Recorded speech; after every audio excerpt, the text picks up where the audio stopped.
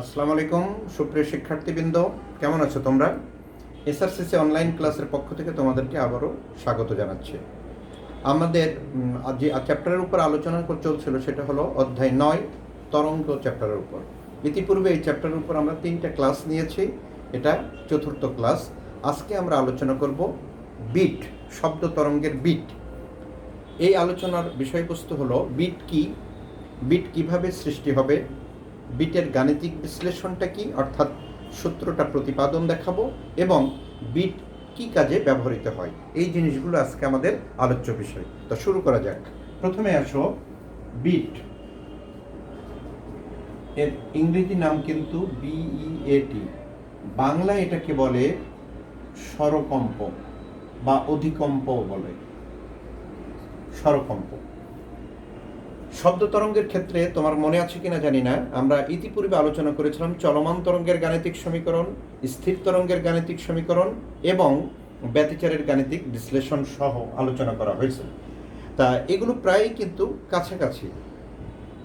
Bit হলো সংজ্ঞাটা এরকম: একই বিস্তার এবং সামান্য পার্থক্যযুক্ত কম্পাঙ্কের দুটি শব্দ উৎস বা সুরশলাকা থেকে নিঃসৃত শব্দ তরঙ্গ যখন মাধ্যমের একই দিকে সঞ্চালিত হয়, তখন তারা একটার উপর আরেকটা পরিপাতনের ফলে যে লব্ধি তরঙ্গের সৃষ্টি করে, তাদের তীব্রতার পর্যায়ক্রমিক হ্রাস বৃদ্ধি ঘটে। শব্দের এই পর্যায়ক্রমিক হ্রাস বৃদ্ধিকে বলা হয় বিট। পর্যায়ক্রমিক হ্রাস বৃদ্ধি কথাটার অর্থ হলো এই যে একটা নির্দিষ্ট সময় পরপর জোরে শব্দ শোনা যাবে, আবার একটা নির্দিষ্ট সময় পরপর নিঃশব্দ বা শব্দ শোনা যাবে না। এই পর্যায়ক্রমিক হ্রাস বৃদ্ধি বলতে এটাকে বোঝাচ্ছে। শর্ত হলো কি, দুটো তরঙ্গের বিট সৃষ্টির শর্ত হলো শব্দ তরঙ্গ দুটোর বিস্তার একই হতে হবে, তবে যে কম্পাঙ্ক হবে সেই কম্পাঙ্কের পার্থক্য থাকতে হবে। পার্থক্য কিন্তু সামান্য, বেশি হলে হবে না। পার্থক্য সর্বোচ্চ 10 হার্টজের হতে হবে। 10 হার্টজের মধ্যে থাকলে বিট সৃষ্টি হবে এবং শোনা যাবে, এর বেশি হলে কিন্তু বিট শোনা যাবে না। এই হলো বিট সৃষ্টির শর্ত। এখন আমরা দেখি বিটের গাণিতিক বিশ্লেষণটা কি। তাহলে বিট সৃষ্টির জন্য আচ্ছা যে চিত্রটা আছে সেটা অনেকটা এরকম। এটা মনে করো সময়ের সাথে, এটা হলো সরণ, এটা মূল। এটা মনে করো একটা তরঙ্গ মাধ্যমের এক্স অক্ষ বরাবর যাচ্ছে, আরেকটা তরঙ্গ একই দিকে যাচ্ছে, যাওয়ার পর তারা বিভিন্নভাবে মিলিত হচ্ছে। এখানে সে মিলিত হলো সমদশায়, আবার এখানে বিপরীত দশায়। এইভাবে দেখো, যেখানে সমদশায় মিলিত হচ্ছে সেখানে কিন্তু শব্দ তরঙ্গের তীব্রতা সর্বোচ্চ হয়ে যাচ্ছে এবং আস্তে আস্তে কমে এখানে এসে কিন্তু শূন্য, আবার আস্তে আস্তে বেড়ে এখানে আবার বাড়বে। অর্থাৎ একটা নির্দিষ্ট পরপর শব্দ সর্বোচ্চ হবে, শব্দের বিস্তার বা তরঙ্গের বিস্তার সর্বোচ্চ হবে, আর এই জায়গাটায় কিন্তু শূন্য, আবার একটা নির্দিষ্ট সময় পরপর শূন্য হবে। এখানে জোরে শব্দ হবে, এখানে নিঃশব্দ, এখানে জোরে শব্দ হবে, আবার একটা নিঃশব্দ। অর্থাৎ একটা পিরিয়ডিক চেঞ্জটা হবে। সেটা হলো যে নির্দিষ্ট সময় পরপর জোরে শব্দ হবে, অর্থাৎ লব্ধি তরঙ্গের বিস্তার সর্বোচ্চ হবে, আবার একটা নির্দিষ্ট সময় পরপর লব্ধি তরঙ্গের বিস্তার শূন্য হবে, সেখানে আমরা নিঃশব্দ পাবো। তাই এই পর্যায়ক্রমিক হ্রাস বৃদ্ধিকে বলা হচ্ছে বিট। বিট সৃষ্টির জন্য আমাদের যে দুইটা তরঙ্গ লাগবে, ধরে নাও প্রথম তরঙ্গের সরণ, প্রথম তরঙ্গের সরণের সমীকরণ y = a sin, মনে আছে চলমান তরঙ্গের যে সমীকরণ, এখানে ইউজ করবা কম্পাঙ্ক দিয়ে যে সমীকরণটা আছে, যেহেতু কম্পাঙ্কের সাথে সম্পর্কিত, a sin omega t, omega মানে 2π/f(t). এটা হলো প্রথম তরঙ্গের জন্য y1 দাও আর এখানে f1 দাও। এটা হলো 1 নম্বর সমীকরণ। এবার আসো দ্বিতীয় তরঙ্গের সরণ, এটাকে লিখি y2 = a sin 2π/f(2t). এটা হলো 2 নাম্বার। এখানে কিন্তু f1 আর f2 ডিফারেন্স আছে। ধরে নাও এখানে কম্পাঙ্ক f1 f2 চেয়ে বড়, ধরে নিলাম। এটা মানে একই হলে কিন্তু বিট হবে না, দুটোর কম্পাঙ্ক একই হলে বিট হবে না, এটাই কিন্তু প্রধান শর্ত। বিস্তারের একই কম্পাঙ্ক হলে বিট হবে না, কম্পাঙ্কের কিছুটা পার্থক্য থাকতে হবে। পার্থক্য কত সেটাও আমরা আলোচনা করেছি। পার্থক্য হতে হবে ম্যাক্সিমাম 10 হার্টজ, এর বেশি হলে হবে না। কারণ তোমাদের মনে আছে যে শ্রাব্যতার যে একটা আমাদের সীমা আছে, এটা হলো 0.1 হার্টজ, 0.1 সেকেন্ড। এখন বিট টি এর মান যদি 0.1 সেকেন্ড হয়, তাহলে বিট এন ইকুয়াল টু আমরা জানি 1/t, মানে 1/0.1 মানে 10। এন এর মান, বিটের মান 10 এর মধ্যে থাকলে বিটস শোনা যায়, সেই জন্য এইটা কম্পাঙ্কদের পার্থক্য হতে হবে 10 হার্টজের মধ্যে। এখন আসো দুটো তরঙ্গ মিলে যে লব্ধি স্মরণ হলো, লব্ধি স্মরণ, এটা y ইকুয়াল টু হবে y1 প্লাস y2। y1 আর y2 এর মান যদি আমরা বসাই দিই, a কমন যাবে sine 2 pi f1t plus sine 2 pi f2t। তোমাদের নিশ্চয়ই মনে আছে এই সূত্রটা হলো sine C plus sine D এর সূত্র। Sine C plus sine D এর সূত্রটা কি? 2 sine C plus D by 2। 2টা আগে লিখলাম এ sine C plus D, C আর ডি এর মধ্যে 2 পাইটা আর টিটা common, sine C plus D by 2, তাহলে 2 পাই কমন নিলাম, এখানে থাকলো f1 যোগ f2 divided by 2 into T. 2 pi T common নিছি, তাহলে এখানে থাকে f1, এখানে থাকে f2 যোগ sine C plus D divided by 2। এবার আসলো cos সি মাইনাস ডি, আবার 2 পাই কমন নাও, 2 পাই কমন নিলে থাকলো f1 minus f2 divided by 2 into T. তাহলে সাইন সি প্লাস সাইন টির সূত্র আমরা বসিয়ে দিলাম। এবার দেখো পরবর্তী ক্যালকুলেশনটা কি হয়। পরবর্তী ক্যালকুলেশনে দেখো এখানে এই 2টা আর এই 2টা কাটা যাবে, এই 2 কাটছে না, কারণ এটা হলো কম্পাঙ্কের গড় মান, যোগ করে 2 দিয়ে ভাগ। কসটাকে আগে লেখো, তাহলে পরের লাইনে কি y equal to 2a cos, এখানে কি থাকলো pi into f1 minus f2 into T এখানে থাকলো, আর এখানে থাকলো কি সাইন 2 পাই, এই এটাকে ধরো গড় কম্পাঙ্ক, এটাকে f ধরো ft, এখানে সাইড নোটে লিখে দাও, এখানে f ইকুয়াল টু ধরছি f1 প্লাস f2 বাই 2, এটা হলো কম্পাঙ্কের গড় মান। এবার আসো cos টার্ম যেটা, সেটাকে আমরা ধরি লব্ধি বিস্তার। তাহলে এখানে ধরা হয় y ইকুয়াল টু, এই আন্ডারলাইনটুকুকে আমরা ক্যাপিটাল এ ধরলাম, a সাইন 2 পাই ft, এটাকে দাও সমীকরণ নাম্বার 3। এটা হলো লব্ধি তরঙ্গের সরণ। আর এটা কি, এটা ধরলাম এই অংশটুকু, এখানে এটা সমান 2a cos পাই f1 মাইনাস f2 ইন্টু টি, এটা হলো 4। এটা হলো লব্ধি তরঙ্গের সরণ এবং লব্ধি তরঙ্গের বিস্তার। এই লব্ধি তরঙ্গের বিস্তার অর্থাৎ ক্যাপিটালে যেখানে সর্বোচ্চ হবে সেখানে জোরে শব্দ হবে, আর যেখানে শূন্য হওয়া সর্বনিম্ন হবে সেখানে কোনো শব্দ সৃষ্টি হবে না।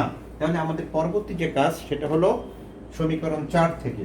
তাহলে এখানে লেখো সমীকরণ 4 থেকে আমরা পাই লব্ধি বিস্তার সর্বোচ্চ, লব্ধি বিস্তার সর্বোচ্চ, অর্থাৎ মনে আছে একটা তরঙ্গের বিস্তার এ আর একটা তরঙ্গের বিস্তারও এ, একই বিস্তার, তাহলে সর্বোচ্চ বিস্তার হতে হবে 2a। এই 2a প্লাসেও হয় মাইনাসেও হয়, ইতিপূর্বে আমরা স্থির তরঙ্গ এবং ব্যতিচাপ করার সময় এই জিনিসগুলো দেখছি। লব্ধি তরঙ্গের বিস্তার সর্বোচ্চ অর্থাৎ a equal to plus minus 2a হবে যদি, সমীকরণ 4-এ লক্ষ্য করো তো a কখন 2a হয়, যখন এটার মান 1 হয়। a কখন মাইনাস 2a হবে, যখন এটার মান -1 হবে। তাহলে আমি একবারে যদি লিখি cos পাই f1 minus f2 into T equal two plus minus 1 হয়। এখন প্লাস মাইনাস 1কে ভেঙে কি লেখা যায়, cos দিয়ে ভাঙো, যেহেতু বাম দিকে cos আছে, cos 0 এর মান 1, cos পাই এর মান -1, cos 2 পাই এর মান +1, cos 3 পাই এর মান -1, এভাবে যেতে যেতে cos n পাই, n এর মান 0, 1, 2, 3 ইত্যাদি।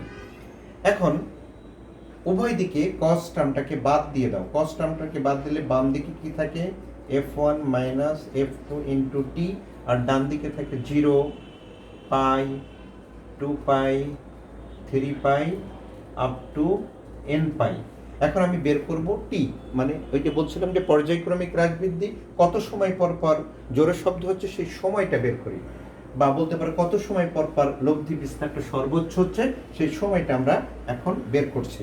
তাহলে এখান থেকে আমরা সাইড চেঞ্জ করলে টি এর মান পাবো, অর্থাৎ টি ইকুয়াল টু কত পাবো, এটাকে ভাগ দিয়ে দেবো। তাহলে প্রথমটা 0 আছে, যেহেতু প্রথমটা 0, পাই পাই কাটা গেল, এটা সাইড চেঞ্জ করলে হবে 1/f1 মাইনাস f2, পরেরটা হবে 2/f1 মাইনাস f2, তারপরেরটা হবে 3/f1 মাইনাস f2, এভাবে যেতে যেতে লাস্টেরটা হবে n/f1 মাইনাস f2। অর্থাৎ প্রথমে শব্দটা হয়েছে এত সময়তে, তারপরেরটা হয়েছে এত সময় পর, তারপরেরটা হয়েছে এত সময় পর। এখন আমরা যদি বলি এই সময়ের ব্যবধানগুলো কত, তাহলে এখানে লব্ধি বিস্তার সর্বোচ্চ ছিল, অর্থাৎ এখানে লব্ধি বিস্তার সর্বোচ্চ ছিল, অর্থাৎ কি হয়েছে এখানে জোরে শব্দ শোনা গেছে। সুতরাং পরপর দুটি জোরে শব্দ বা প্রবল শব্দের মধ্যবর্তী সময় ব্যবধান খেয়াল করো তো, এটার থেকে এটা বিয়োগ দিলে কত হয়? এটার থেকে এটা বিয়োগ দিলে এটাই থাকে 1/f1 মাইনাস f2, এটার থেকে এটা বিয়োগ দিলে লসাগু 1, 2 থেকে 1 গেলে এটাই থাকে, এটার থেকে এটা বিয়োগ দিলে একই থাকে। অর্থাৎ একটা নির্দিষ্ট সময় পরপর জোরে শব্দ হচ্ছে। তাহলে পরপর দুটি প্রবল শব্দের মধ্যবর্তী সময় ব্যবধান এত সেকেন্ড।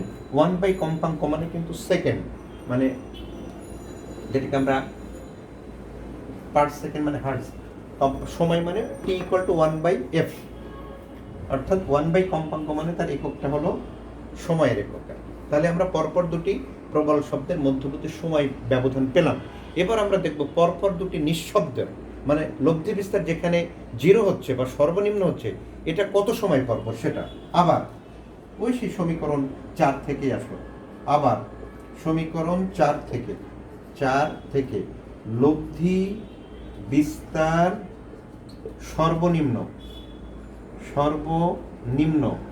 অর্থাৎ a=0 হবে যদি এর মান কখন 0 হবে, ওই সে আগের জিনিসটা cos পাই into f1 minus f2 into t=0 হয়, মানে এইটার মান 0 হলে এর মান 0। সমীকরণ 4-এ যদি এই মানটা 0 বসাই দিই তাহলে এর মান 0।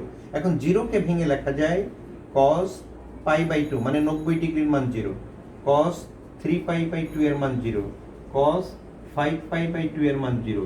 এভাবে যেতে যেতে লাস্টেরটা cos 2n+1, এখানে দেখো 1 গুণ 3 গুণ 5 গুণ 7 গুণ অর্থাৎ বিজোড় গুণ, তা 2n+1 হলো একটা বিজোড় রাশি, এত ইন্টু π/2।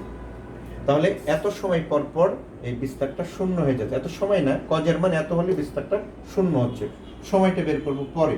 উভয় দিকে কজ বাদ দাও, তাহলে বাম দিকে থাকলো pi into f1 minus f2 into T equal to ডান দিকে থাকলো π/2, 3π/2, 5π/2, লাস্টে 2n+1 ইন্টু π/2।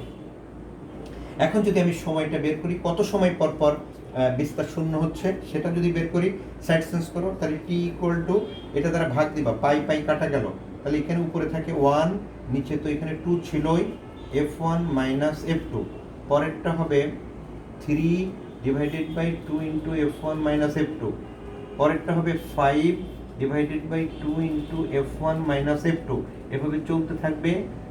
লাস্টেরটা হবে 2n+1/2 into f1 minus f2।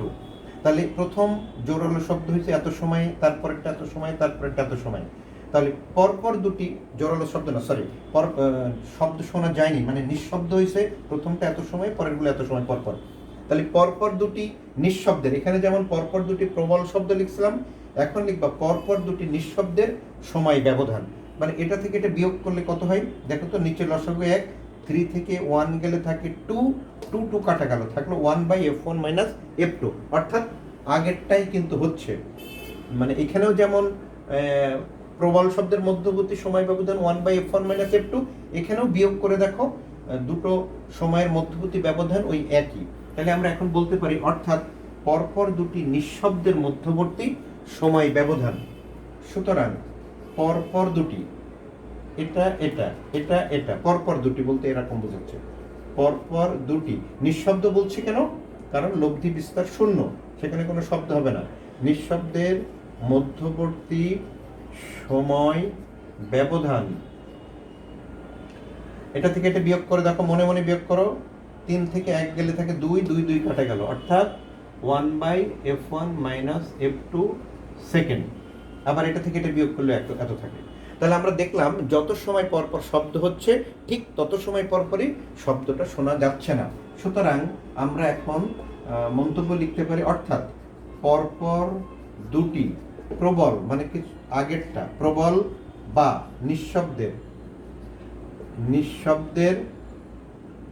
শব্দের মধ্যবর্তী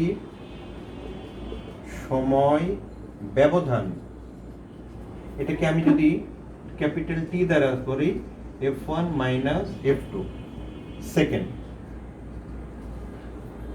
সুতরাং প্রতি সেকেন্ডে উৎপন্ন বিট, এখন আমরা ফাইনাল সিদ্ধান্তে চলে আসবো, অর্থাৎ প্রতি সেকেন্ডে উৎপন্ন বিট n ইকুয়াল টু, আমরা n এর সাথে t এর সম্পর্ক জানি, n ইকুয়াল টু 1/t। এখন আমরা যদি ওই t এর মানটা এখানে বসাই দিই তাহলে কি পাবো, উল্টাই যাবে, বা n ইকুয়াল টু হলো f1 মাইনাস f2, t এর মানটা বসালে উল্টাই গেলে এত থাকলো, অর্থাৎ বিট হলো দুটো উৎসের কম্পাঙ্কের পার্থক্য। আমরা আগেই বলছি f1 আমরা ধরে নিয়েছিলাম, যেহেতু f1 f2 চেয়ে বড় ছিল তাই বিট হলো f1 মাইনাস f2। আচ্ছা, যদি f1 f2 থেকে f2 f1 এর থেকে বড় হয় তখন সূত্রটা হবে কি, n ইকুয়াল টু হবে f2টা আগে আসবে, f1টা পরে যাবে।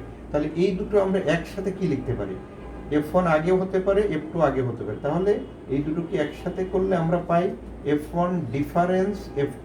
ডিফারেন্স বলতে যেটা বড় সেটা আগে লিখবা। তাহলে এখন আমরা কি সিদ্ধান্ত দিলাম, অর্থাৎ প্রতি সেকেন্ডে উৎপন্ন বিট বা বিটের হার হলো উৎসদের কম্পাঙ্কের পার্থক্যের সমান, এই হলো বিট। তাহলে বিট বের করার সূত্র কিন্তু ছোট্ট একটা সূত্র, উৎসদের কম্পাঙ্কের পার্থক্যকেই বলা হচ্ছে বিট।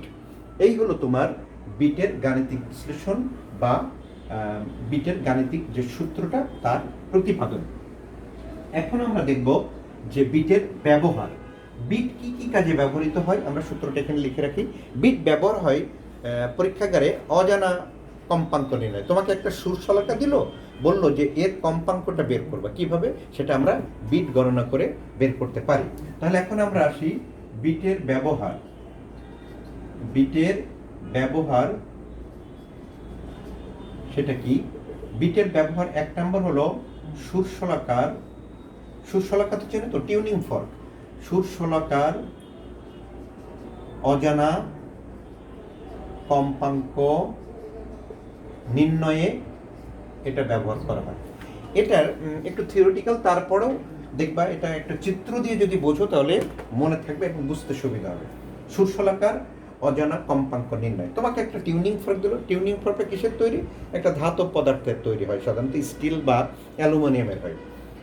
তা সাধারণত ওর গায়ে কিন্তু তোমাকে কম্পাঙ্কটা লেখা থাকে, কিন্তু তোমাকে পরীক্ষাগারে যেটা দেবে সেটা তো গায়ে লেখা নেই, অথবা লেখা থাকলে ওটা ঢাকা থাকবে একটা টেপ দিয়ে। তাহলে আমাকে বললো যে প্র্যাকটিক্যাল এটা পরীক্ষা করে দেখাও। তাহলে সুর শলাকার অজানা কম্পাঙ্ক নির্ণয়, তোমাকে তো দিবে একটা সুর শলাকা, কিন্তু আমরা যে সূত্রটা দেখলাম বিট তৈরি করতে তো মিনিমাম 2টা কম্পাঙ্কের সুর শলাকা লাগবে।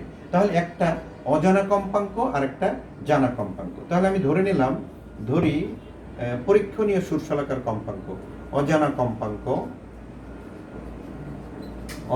কম্পাঙ্ককে আমি ধরলাম f1, এটা জানি না, আর এর জন্য একটা জানা সুর শলাকা লাগবে, জানা কম্পাঙ্ক এটা ধরে নাও f2। কিন্তু যেহেতু এটা অজানা আমি কিন্তু বলতে পারছি না f1 বড় না f2 বড়। এবার বলি প্রতি সেকেন্ডে বিট, বা এটাকে একবারে বিটের হারও বলতে পারো, প্রতি সেকেন্ডে বিট বা বিটের হার n। তাহলে যেহেতু আমি জানি না কে বড়, সুতরাং আমি সূত্র লিখবো n equal to f1 difference f2। তাহলে এখন অজানাটাকে বামে আনো, অজানা সমান হবে f1 equal to, side change করলে কি হবে বলতে পারবা, সাইড চেঞ্জ করলে হবে f1 equal to f2 plus minus n। কেন এরকম হলো যদি একটু ব্যাখ্যা চাও তাহলে একটু দেখো। মনে করো f1 বড়, তাহলে n equal to f1 minus f2। আর যদি f2 বড় হয় তাহলে আমরা কি লিখবো, n ইকুয়াল টু f2 বিয়োগ f1। এখান থেকে f1 বের করো তো কত, f1 ইকুয়াল টু হবে কি f2 প্লাস n, আর এখান থেকে f2 এর মান বের করলে কি হবে, f2 equal to f1 minus n। তাহলে এটাও হতে পারে এটা হতে পারে, একসাথে লিখছি এটা।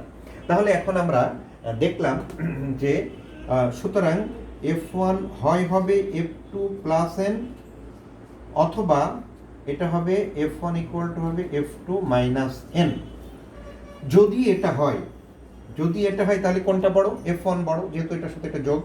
আর যদি এটা হয় তাহলে F1 ছোট, F2 বড়। এখন এই জিনিসটা এখন আমরা একটা চিত্রের মাধ্যমে বুঝবো যে কখন কোনটা হবে, এটা হবে কখন আর এটা হবে কখন। তাহলে এই সূত্রটা এখন একটু জেনে রাখা, আমি একটা চিত্র আঁকছি। এটা না এটা হবে, তার জন্য মনে করো সুরশলাকার কম্পাঙ্ক নির্ণয় দুই পদ্ধতিতে করা যায়। একটা হলো অজানা সুরশলাকার বাহুতে কিছু ভর যুক্ত করে। ভর বলতে কি বুঝো? অজানা সুরশলাকাটা তৈরি তো ধাতব পদার্থের। ভর যুক্ত করা মানে এর গায়ে একটু মোম লাগিয়ে দেওয়া হয়, ভর যুক্ত করা হয়, মোম লাগালে। মোম লাগালে সুবিধা কি? কাজটার পরে মোমটা উঠাই ফেললে তুমি সুরশলাকাটার আর কোনো ক্ষতি হলো না। দেখো, ভর যুক্ত করব, ভর যুক্ত করলে কি হয় জানো? ভরের সাথে কম্পাঙ্কের সম্পর্ক হলো ব্যস্তানুপাতিক। ভর যদি বাড়ানো হয় কম্পাঙ্ক কমে, আর ভর যদি কমানো হয় কম্পাঙ্ক বাড়ে। তাহলে আমি ভর যুক্ত করছি, অর্থাৎ সুরশলাকার গায়ে কিছুটা মোম লাগাই দিলাম। মনে করো এটা হলো কম্পাঙ্ককে ইন্ডিকেট করছি এই ওয়াই অ্যাক্সিস বরাবর। তাহলে ধরে নাও জানা কম্পাঙ্ক F2, এটা তো জানি, তাহলে এটা হলো জানা কম্পাঙ্ক F2। কিন্তু অজানা তো জানি না। অজানা জানার চেয়ে বড়ও হতে পারে, ছোটও হতে পারে। তাহলে ধরে নিলাম অজানা কম্পাঙ্ক F1 যদি বড় হয় তাহলে F1 উপরে আঁকবো, যেহেতু ওয়াই অক্ষ বরাবর এই অক্ষ বরাবর কম্পাঙ্ক এটার চেয়ে এটা বড়। আর যদি F1 F2 চেয়ে ছোট হয় তাহলে নিচে আঁকবো F1। তাহলে জানা তো একটাই, যেটা সেই বরাবর আঁকলাম। F1 এর মান যদি F2 চেয়ে বড় হয় তাহলে উপরে, আর যদি F1 এর মান F2 চেয়ে ছোট হয় তাহলে নিচে। এখন বিট মানে কি? এদের ব্যবধান বা পার্থক্য। তাহলে এখান থেকে এইটুক হলো বিট, ব্যবধান। বিটটাকে ধরে নাও n সমান F1 মাইনাস F2। এখানেও তাই, এখানে বিটের সূত্রটা কি হবে? n equal to F2 minus n। n equal to হবে F1 মাইনাস F2, আর একটা হবে F2 মাইনাস F1। বড়টার থেকে ছোটটার ব্যবধান F2 মাইনাস F1। এখন প্রশ্ন হলো এটা হবে না এটা হবে, সেটার জন্য আমার এই পরীক্ষাটা। অজানা সুরশলাকার বাহুতে ভর যুক্ত করলাম। অজানা ছিল কি? F1। তাহলে F1 এর ভর যুক্ত করলে F1 এর মান কমে যাবে, ভর যুক্ত করলে কম্পাঙ্ক কমে। মনে করো কমে যে হলো এটা F1 প্রাইম। এখানে যতটুকু কমবে এখানেও ঠিক ততটুকু কমবে। এখানে হলো F1 প্রাইম, এটাকে দাও ডবল প্রাইম, অরিজিনাল কম্পাঙ্ক তো F1। আচ্ছা এখন দেখো তো, এখন বিট হলো কত? কমে যাওয়ার পর বিট ব্যবধান কিন্তু কমে গেছে, এটাকে ধরো n প্রাইম। আর এই ক্ষেত্রে কিন্তু ব্যবধানটা বেড়ে গেছে n ডবল প্রাইম। তাহলে কি বুঝলে এখান থেকে? এখান থেকে বুঝলে এটা যে সুরশলাকার বাহুতে ভর যুক্ত করলে কম্পাঙ্ক কমে, এটা মানে নিশ্চিত। কিন্তু কম্পাঙ্ক কমলে বিট কমতেও পারে বাড়তেও পারে।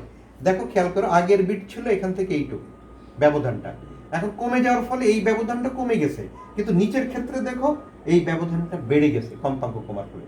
তাহলে কম্পাঙ্ক হ্রাস পেল দুই ক্ষেত্রেই, কিন্তু বিট উপরের ক্ষেত্রে দেখো কমে গেল আর নিচের ক্ষেত্রে বেড়ে গেল। তাহলে আমরা শর্ট সিদ্ধান্ত এভাবে দিই, যদি পরিবর্তিত বিট মানে n প্রাইম আর পূর্বের বিট মানে n prime less than n হয়, তবে এই সূত্রটি ইউজ করবা। তবে n equal to F1 minus F2। তাহলে F1 সমান কি হবে? F2 প্লাস n, অর্থাৎ F1 F2 চেয়ে বড়। তাহলে একটা সিদ্ধান্ত পেয়ে গেলাম। সিদ্ধান্তটা কি? সুরশলাকার বাহুতে ভর যুক্ত করলে যদি বিটের সংখ্যা পূর্বের সংখ্যার চেয়ে কমে যায়, পরিবর্তিত বিটের সংখ্যা পূর্বের সংখ্যার চেয়ে কমে যায়, তাহলে অজানা কম্পাঙ্ক জানা কম্পাঙ্কের চেয়ে বেশি হবে। একটা সিদ্ধান্ত হলো। আর নিচেরটার কথা আসো, আবার এখানে কিন্তু পরিবর্তিত বিট আগের চেয়ে বড়, আবার n double prime greater than n হলে তাহলে আমরা এই সূত্রটা ইউজ করব এটার জন্য। তাহলে n ইকুয়াল টু হবে F2 বিয়োগ F1, F2 বিয়োগ F1। তাহলে F1টা কত হবে? F1 ইকুয়াল টু হবে F2 মাইনাস n, অর্থাৎ F1 F2-র চেয়ে ছোট। তাহলে সিদ্ধান্ত পেলাম এ একটা এটার জন্য, আর এটার জন্য পেলাম এ একটা। তাহলে আমি আবারও রিপিট করছি, সিদ্ধান্তগুলো কিন্তু তোমাকে মনে রাখতে হবে। সিদ্ধান্তটা কি? প্রথম সিদ্ধান্ত, অজানা সুশলাকার বাহুতে ভরযুক্ত করলে যদি বিটের সংখ্যা পূর্বের সংখ্যার চেয়ে কম হয়, তাহলে অজানা কম্পাঙ্ক জানা কম্পাঙ্কের চেয়ে বেশি হবে। আর যদি বিটের সংখ্যা পূর্বের সংখ্যার চেয়ে বেশি হয়, তাহলে অজানা কম্পাঙ্ক জানা কম্পাঙ্কের চেয়ে কম হবে বা ছোট হবে। এখন প্রশ্ন হলো, এই শর্তটা কিন্তু তোমাকে উদ্দীপকে বা অঙ্কতে দেয়া থাকবে যে বিটের সংখ্যা পূর্বের সংখ্যার চেয়ে কম না বেশি, এই শর্তটা দেয়া থাকবে। তোমাকে সিদ্ধান্ত দিতে হবে এই জিনিসটা, কম হলে কি হয়, বেশি হলে কি হয়। তাহলে সুশলাকার বাহুতে ভর যুক্ত করে আমরা বিটের সংখ্যা নির্ণয় করলাম। দ্বিতীয় পদ্ধতি হলো ভর হ্রাস করে। ভর হ্রাস করে কিভাবে করবা তার একটা ব্যাখ্যা এবার দেখো। ভর হ্রাস করলে কি হয়? ভর হ্রাস করে, ভর হ্রাস করলে সুশলাকার কম্পাঙ্ক বেড়ে যাবে। তবে ভর হ্রাস করলে এটা পরীক্ষাগারে সাধারণত করা হয় না, কারণ ভর হ্রাস করলে তোমার সুশলাকাটাকে একটু ঘষে দিতে হবে, ঘষে দিলে ক্ষয় হয়ে গেলে তো জিনিসটা নষ্ট হয়ে গেল। এই কারণে প্র্যাকটিক্যাল করার সময় ভর যুক্ত করেই করা হয়, তবে এটাও করা যেতে পারে। ভর হ্রাস করলে কম্পাঙ্ক বেড়ে যাবে। আবার আগের চিত্রটা কি? এই অক্ষ বরাবর কম্পাঙ্ক, এটা মনে করো জানা কম্পাঙ্ক। F1 আমি জানি না, সেটা F2 চেয়ে বড় হলে উপরে হবে আর ছোট হলে নিচে হবে F1। তাহলে যদি বড় হয় তখন বিট এটা n আগের মতোই F1 মাইনাস F2, আর যদি ছোট হয় তাহলে বিট হবে এটা n প্রাইম দাও ইকুয়াল টু F2 বিয়োগ F1। এটা আগেই করছি। এখন দেখো সুশলাকার ভর হ্রাস করছে, তাহলে কম্পাঙ্ক বেড়ে গেল। তখন কম্পাঙ্ক বেড়ে মনে করি এটা হয়ে গেল F1 প্রাইম, আর এইটা হয়ে গেল কম্পাঙ্ক বেড়ে F1 ডবল প্রাইম দাও। আচ্ছা যাই হোক, প্রতীকটা তোমার নিজস্ব ব্যাপার। F1 prime F1 double prime. এই ক্ষেত্রে এখন কি হলো, বিট কিন্তু ব্যবধানটা বেড়ে গেল, এটাকে ধরো n প্রাইম, কিন্তু এখন এই ক্ষেত্রে কি হয়েছে, ব্যবধানটা কমে গেছে। লক্ষ্য করছো? আগে ঠিক উল্টাটা, কম্পাঙ্ক বাড়লো, এখানেও বাড়ছে এখানেও বাড়ছে, কিন্তু এখানে ব্যবধানটা কমছে, এখানে ব্যবধানটা বাড়ছে, অর্থাৎ বিট উপরে বাড়ছে নিচে কমছে। তাহলে সিদ্ধান্তটা কি? যদি এই যে বিট, পরিবর্তিত বিট আগের বিটের চেয়ে বেশি হয়, তবে শর্ত হলো এটা, এটা কি n equal to F1 minus F2, n equal to F1 minus F2। তাহলে কি হবে, n ইকুয়াল টু হলো F1 মাইনাস F2। সেক্ষেত্রে কি হবে, F1 সমান হবে F2 প্লাস n, F1 সমান হলো F2 plus n, F1 minus F2। তাহলে F1 ইকুয়াল টু হবে F2 প্লাস n, অর্থাৎ F1 গ্রেটার দেন F2। আবার নিচেরটার ক্ষেত্রে কি হলো, এটা হলো প্রথমটার ক্ষেত্রে, নিচেরটার ক্ষেত্রে বিট কমছে, অর্থাৎ n double prime less than n prime হলে সূত্রটা কি, এটা n প্রাইম ইকুয়াল টু হচ্ছে n প্রাইম, এটা n ই দাও, এটা তো একই জিনিস F2 থেকে পর, n ইকুয়াল টু হচ্ছে F2 বিয়োগ F1। তাহলে F1 হচ্ছে F2 মাইনাস n, অর্থাৎ এটার কি হচ্ছে F1 লেস দেন F2। তাহলে এখন সিদ্ধান্তটা কি দেখো, অজানা সুশলাকার বাহুতে ভর হ্রাস করলে কম্পাঙ্ক বাড়লেও কোনো ক্ষেত্রে বিট বাড়ছে, কোনো ক্ষেত্রে বিট কমছে। ভর হ্রাস করলে যদি বিটের সংখ্যা পূর্বের সংখ্যার চেয়ে বেশি হয়, তাহলে অজানা কম্পাঙ্ক জানা কম্পাঙ্কের চেয়ে বেশি হবে। আর ভর হ্রাস করলে বিটের সংখ্যা যদি পূর্বের সংখ্যার চেয়ে কম হয়, তাহলে অজানা কম্পাঙ্ক জানা কম্পাঙ্কের চেয়ে ছোট হবে। এই হলো বিটের ব্যবহার। 4টে সিদ্ধান্ত কিন্তু দেখো, খেয়াল করো। অজানা সুশলাকার বাহুতে ভর যুক্ত করলে বিটের সংখ্যা পূর্বের সংখ্যার চেয়ে কম হলে অজানা কম্পাঙ্ক জানা কম্পাঙ্কের চেয়ে বেশি হবে, আর বিটের সংখ্যা পূর্বের সংখ্যার চেয়ে বেশি হলে অজানা কম্পাঙ্ক জানা কম্পাঙ্কের চেয়ে কম হবে। দ্বিতীয় ক্ষেত্রে, অজানা সুশলাকার বাহুর ভর হ্রাস করলে যদি বিটের সংখ্যা পূর্বের সংখ্যার চেয়ে বৃদ্ধি পায়, তাহলে অজানা কম্পাঙ্ক জানা কম্পাঙ্কের চেয়ে বড় হবে, আর যদি বিটের সংখ্যা পূর্বের সংখ্যার চেয়ে হ্রাস পায়, তাহলে অজানা কম্পাঙ্ক জানা কম্পাঙ্কের চেয়ে ছোট হবে। এই 4টে শর্ত যে কোনো টেকনিকে তোমাকে মনে রাখতে হবে অঙ্কগুলো করার জন্য। তাহলে এই হলো বিটের প্রথম ব্যবহার। প্রথম ব্যবহারটাই কিন্তু ইম্পর্টেন্ট। দ্বিতীয় একটা ছোট্ট ব্যবহার আছে, যে খনিতে দূষিত বাতাসের অস্তিত্ব নির্ণয়। বিটের ব্যবহার, খনিতে দূষিত বাতাস মানে বাতাস বিশুদ্ধ না দূষিত? খনিতে দূষিত বাতাসের দূষিত বাতাসের অস্তিত্ব অস্তিত্ব নির্ণয়, এটা একটা সাধারণ জিনিস, এটা আলোচনা করলে হবে। খনিতে দূষিত বাতাসের অস্তিত্ব নির্ণয়ের জন্য তোমাকে খনির ভিতরকার বায়ুটা বা বাতাসটা কালেক্ট করবা, আর বাইরের বিশুদ্ধ বাতাসটা আমরা কালেক্ট করবো। কালেক্ট করে এগুলোকে অর্গ্যান নলে, শব্দ উৎপাদনের যে যন্ত্র, অর্গ্যান নলে নেবা। একটা অর্গ্যান নলের ভিতরে নিবা বাইরের বিশুদ্ধ বাতাস, আর একটা অর্গ্যান নলে নেবা খনির পরীক্ষণীয় বাতাসটা। এখন দুইটা অর্গ্যান নল একসাথে শব্দ উৎপন্ন করলে এই দুটো তরঙ্গ দ্বারা যদি বিট সৃষ্টি হয়, তাহলে কি বুঝবা? বাইরেরটার আর ভিতরেরটার কম্পাঙ্ক এক না। কম্পাঙ্ক এক হলে বিট হবে না, কম্পাঙ্ক ভিন্ন বলে বিট হবে। তাহলে বাইরের বাতাসটা যদি বিশুদ্ধ ধরি, তাহলে খনির বাতাসটা হয়ে যাবে দূষিত, যদি বিট সৃষ্টি হয়। আর যদি দুটো অর্গানল থেকে সৃষ্ট তরঙ্গ দ্বারা বিট সৃষ্টি না হয়, তাহলে দুটোরই কম্পাঙ্ক এক, অর্থাৎ বাইরেরটা যদি বিশুদ্ধ হয় ভিতরেরটাও বিশুদ্ধ। তাহলে আমরা এই সাধারণ একটা পরীক্ষার মাধ্যমে খনিতের বাতাসটা দূষিত না বিশুদ্ধ এটা যাচাই করতে পারি। তাহলে এই হলো তোমার বিটের গাণিতিক প্রয়োগ এবং ব্যবহার। তাহলে আজকে আমরা যা যা শিখলাম আমি সামারি করে দিচ্ছি। বিট কি, বিট সৃষ্টির শর্ত কি, বিট কিভাবে উৎপন্ন হয়, এর গাণিতিক বিশ্লেষণ সহ একটা সূত্র, এবং বিটের প্রয়োগ দুইটা, একটা হলো অজানা কম্পাঙ্ক নির্ণয়, আর একটা হলো খনিতে দূষিত বাতাসের অস্তিত্ব নির্ণয়। এই হলো বিট টপিকটার উপর আলোচনা। তা আজকে এ পর্যন্ত রাখছি। ভালো থেকো, সুস্থ থেকো, সবাইকে ধন্যবাদ।